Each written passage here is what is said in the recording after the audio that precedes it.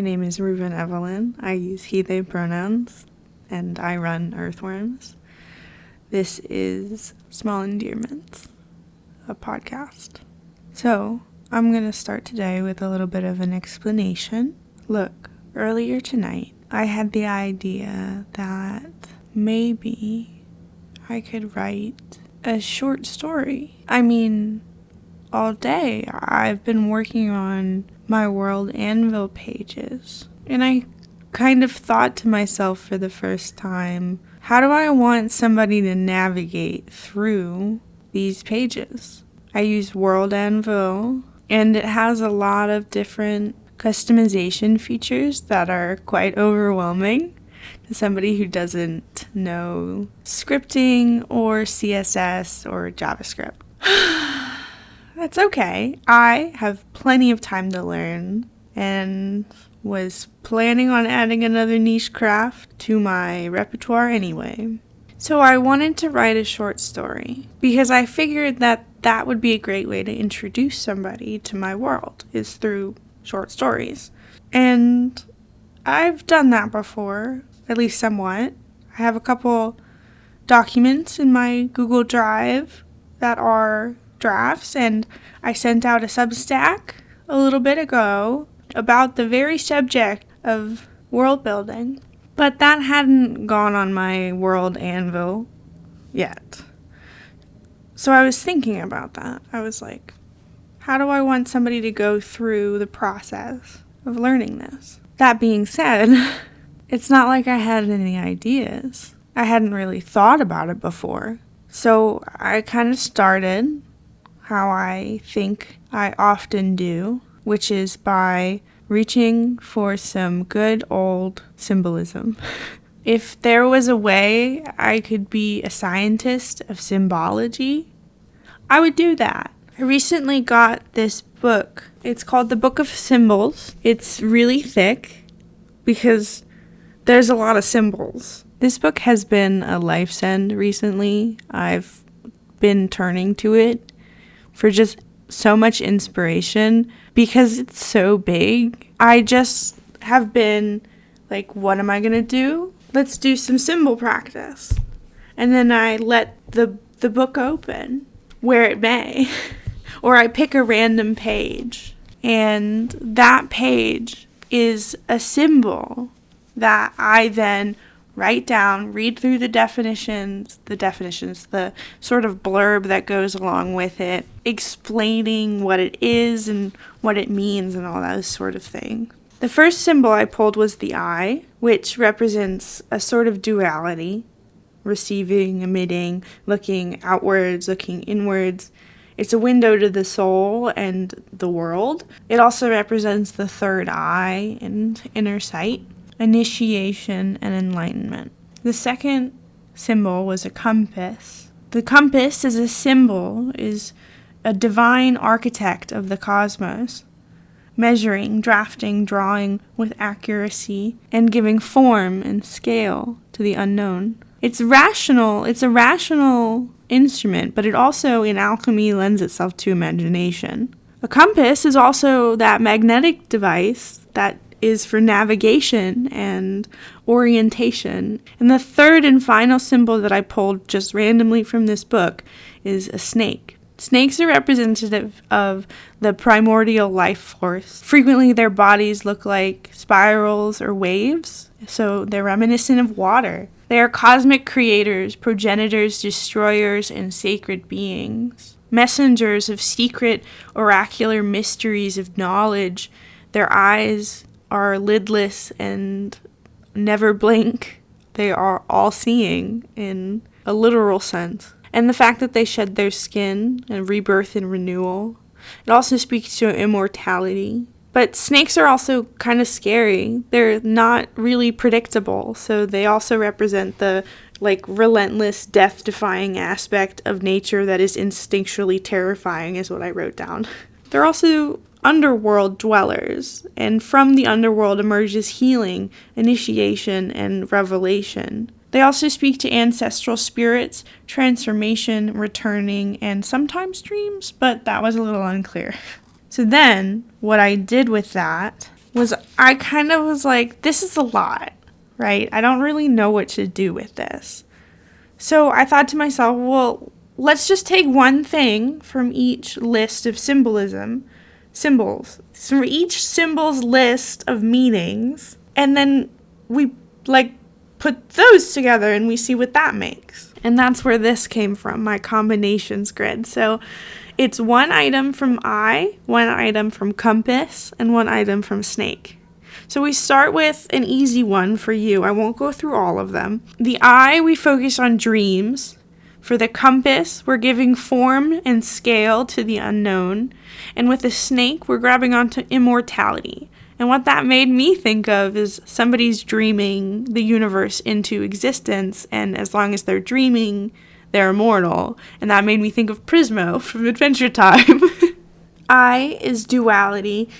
Compass is measuring, drafting, and drawing, and snake is transformation and return.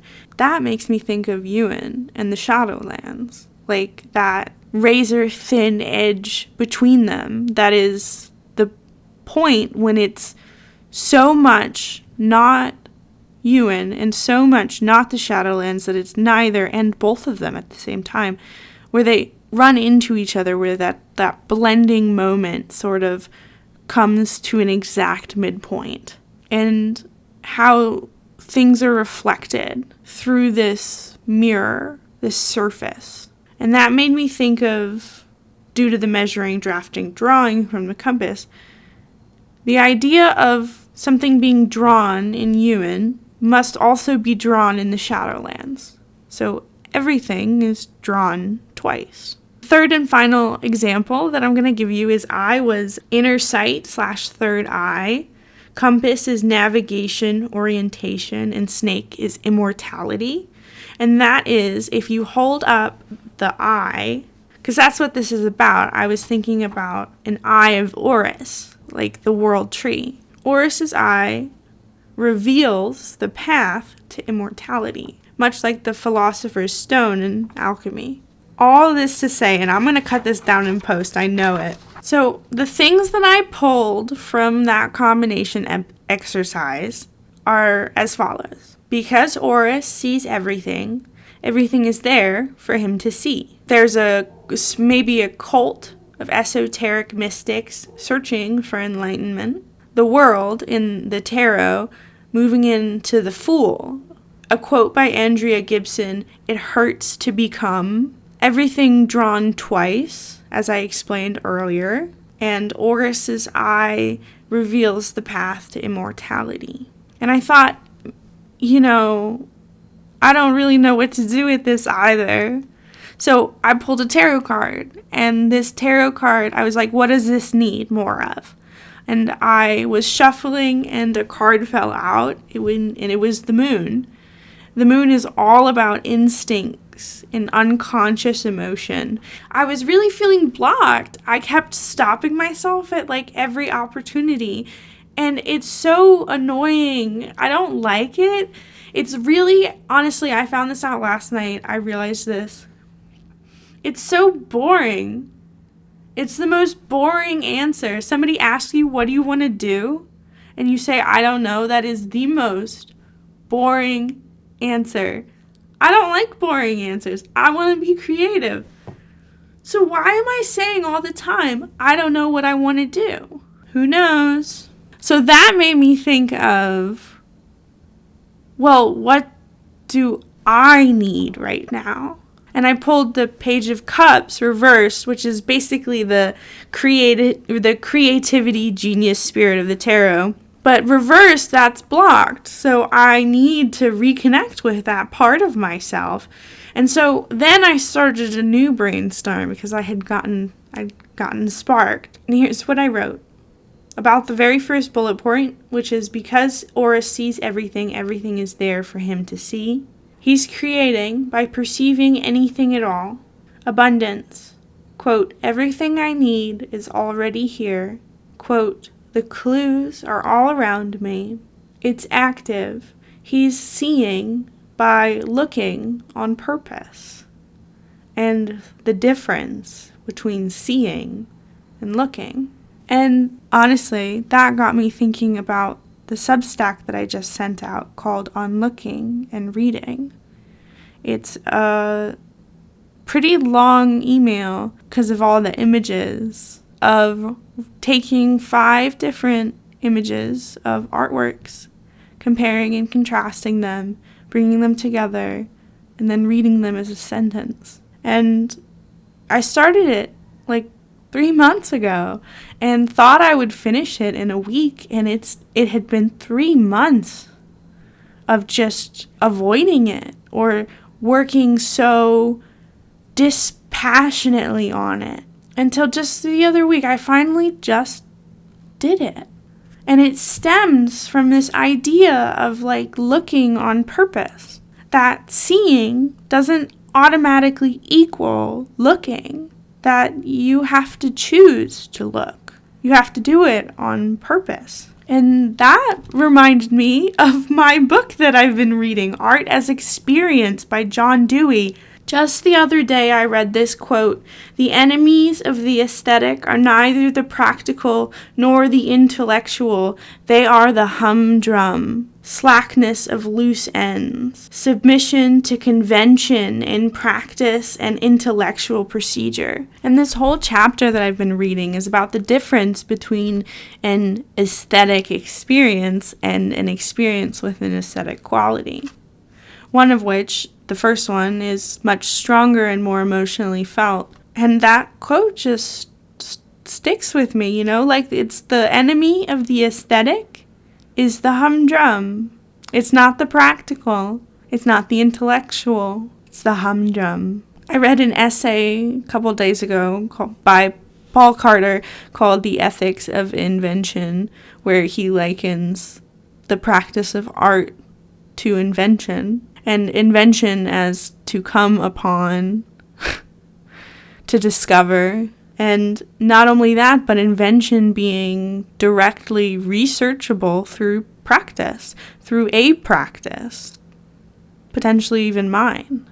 And maybe that this whole time I've been learning about myself, there might be some possibility even that I could. And to have that information be helpful, relevant, would be a dream come true. And it is. It's happening. I've been going through my archive, transferring from Notion to Obsidian. It's been crazy to go back and see all my journal notes, see all the ideas I've saved over the years. They're all there. They're all still here. And they're all leading up to this moment.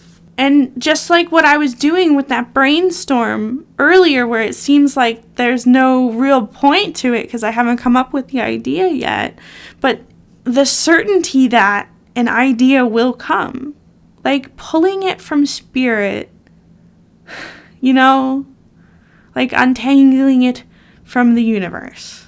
And I don't know if you know this, on September 19th, this past month, I turned 27.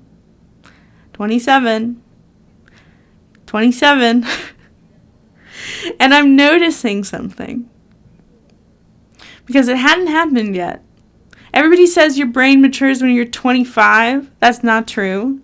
It didn't. And that might be my learning disability. But still. But I've noticed recently a sudden and inexplicably long-term shift that has begun to take hold of my daily life, my depression, which is that I'm realizing that at the end of the day, I'm the one that is making me sad. And I'm realizing it's the way I talk to myself. It's the way I'm perceiving the world around me because I'm not looking all the way. I always talk about how my eyes blur when I try to look at the computer screen and read something that I want to read but can't focus on. And it reminds me of that Goethe quote, "It is my perspective that makes the climate." And making a climate is something I've done before. I mean, I've done it every day, practically, but in the way that everything I do is world building. And not just necessarily the fantasy stuff, right? I'm building a world for myself to live in. I'm building a mythos, a timeline, an understanding of how this world works through my practice. And world building as self-care for autistic people in a society that is not built to sustain or even contain us. Making our own worlds is good.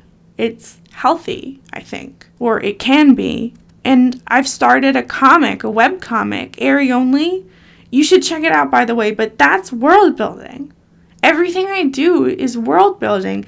Ehirionli comic is about loving the child I am. And endearments, my novel that I've been working on that just broke 35,000 words on the first draft.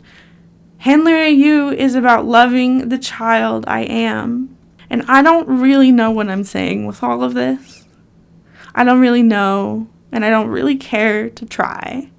But I'd like to end with saying that returning to things after being away for a while is nice. It's like reconnecting with an old friend.